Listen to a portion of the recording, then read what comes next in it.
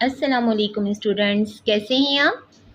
اپنے YouTube channel سے میں ہوں صبا جنید۔ آپ کو معلوم ہے کہ یہاں پر ہم ایجوکیشنل ویڈیوز اپلوڈ کرتے ہیں۔ آج ہم میٹرک کلاس کے چوتھے باب پاکستان کی سرزمین اور آب و ہوا سے لے کر آئے ہیں سوال نمبر 7۔ پاکستان کے طبعی خد و خال مختصراً بیان کریں۔ تو چلیں اسٹارٹ کرتے ہیں۔ اس کے لیے پہلے ہم ہیڈنگ دیں گے پاکستان کے طبعی خد و خال۔ پاکستان کی زمینی سطح کو طبعی خد و خال کے لحاظ سے مندرجہ ذیل 4 بڑے حصوں میں تقسیم کیا جا سکتا ہے۔ نمبر 1 پہاڑی سلسلے، نمبر 2 سطح مرتفع، نمبر 3 میدانی علاقے، نمبر 4 ریگستانی علاقے بشمول ساحلی علاقے۔ آگے ہیڈنگ آئے گی پہاڑی سلسلے یعنی سلسلہ کوہ۔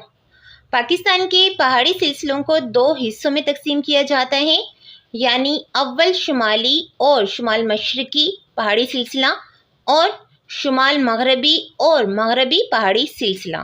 اور اس میں نمبر 1 سلسلہ ہے شمال مشرقی پہاڑی سلسلہ۔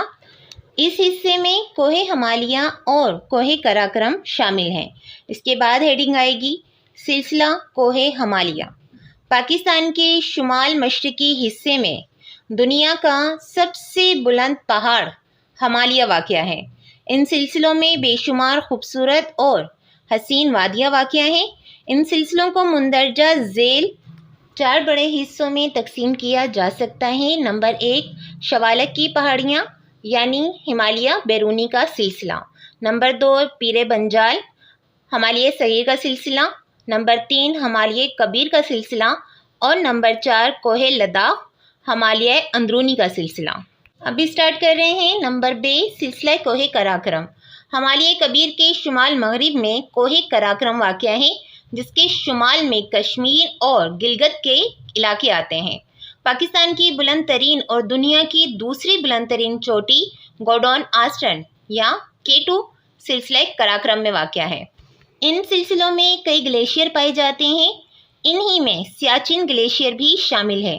پاکستان کی شاہراہ ریشم یا شاہراہ قراقرم اس سلسلے سے گزرتی ہے اور چین سے ملاتی ہے۔ اب پہاڑوں کا دوسرا سلسلہ اسٹارٹ ہو رہا ہے شمال مغربی پہاڑی سلسلہ۔ پاکستان کی شمال مغرب میں واقع سلسلہ کوہ یا پہاڑی سلسلہ کوہ ہمالیہ کی مغربی شاخیں بھی کہا جاتا ہے۔ شمال مشرقی پہاڑوں کے مقابلے میں یہ کم بلند ہیں۔ کئی وادیاں، چھوٹے دریا اور درے ان پہاڑوں میں واقع ہیں۔ ان پہاڑی سلسلوں کو ان حصوں میں تقسیم کیا جاتا ہے۔ نمبر 1 سلسلہ ہندوکش، نمبر 2 سلسلہ کوہ سفید، نمبر 3 وزیرستان کی پہاڑیاں، نمبر 4 سلسلہ کوہ سلیمان اور نمبر 5 سلسلہ کوہ کھیرتھر۔ اس کے بعد اب ہماری طبع خد و خال کی دوسری ہیڈنگ آ رہی ہے سطح مرتفع۔ پاکستان میں مندرجہ ذیل 2 سطح مرتفع واقع ہیں۔ نمبر 1 سطح مرتفع پوٹھوہار اور دوسرا سطح مرتفع بلوچستان۔ سطح مرتفع پوٹھوہار، یہ سطح مرتفع دریائے سندھ اور دریائے جہلم کے درمیان واقع ہے۔ ان علاقوں کی سطح کٹی پھٹی اور ناہموار ہے۔ اس علاقے کے بیشتر مقامات پر تیل اور دیگر معدنیات پائی جاتی ہیں۔ کوہ نمک کا سلسلہ اس سطح مرتفع کے قریب واقع ہے۔ نمک کی سب سے بڑی کان کھیوڑا اسی سلسلے میں واقع ہے۔ اب نمبر 2 سطح مرتفع بلوچستان۔ سطح مرتفع کوہ سلیمان اور کھیرتھر کے مغرب میں واقع ہے۔ ان پہاڑی سلسلوں میں زیارت اور مسلم باغ کی چوٹیاں زیادہ بلند ہیں۔ شمال مغرب میں ایک بڑا رقبہ ریگستان ہے۔ یہ پاکستان کی سب سے بڑی سطح مرتفع ہے جو پاکستان کے 40% رقبے پر محیط ہے۔ یہ علاقہ معدنیات کی دولت سے مالا مال ہے۔ اس کے بعد طبعی سلسلے کا تیسرا پارٹ میدانی علاقے۔ پاکستان کے میدانی علاقے دریائے سندھ اور اس کے معاون دریاؤں کی لائی ہوئی مٹی سے بنے ہیں۔ یہ وسیع و عریض میدانی علاقے 3 حصوں میں تقسیم کیے جا سکتے ہیں۔ نمبر 1 دریائے سندھ کا بالائی میدان۔ مٹھن کوٹ سے اوپر کا علاقہ دریائے سندھ کا بالائی میدان کہلاتا ہے۔ یہ سطح سمندر سے 200 تا 300 میٹر بلند ہے۔ دنیا کا عظیم ترین نہری نظام اس میدان میں بچھایا گیا ہے۔ یہ میدانی علاقہ زرعی پیداوار، گندم، چاول، گنا، کپاس اور دالوں وغیرہ کا مرکز ہے۔ نمبر 2، دریائے سندھ کا زیریں میدان، مٹھن کوٹ سے نیچے کا علاقہ دریائے سندھ کا زیریں میدان کہلاتا ہے۔ اس علاقے میں دریائے سندھ کا بہاؤ بہت سست ہو جاتا ہے۔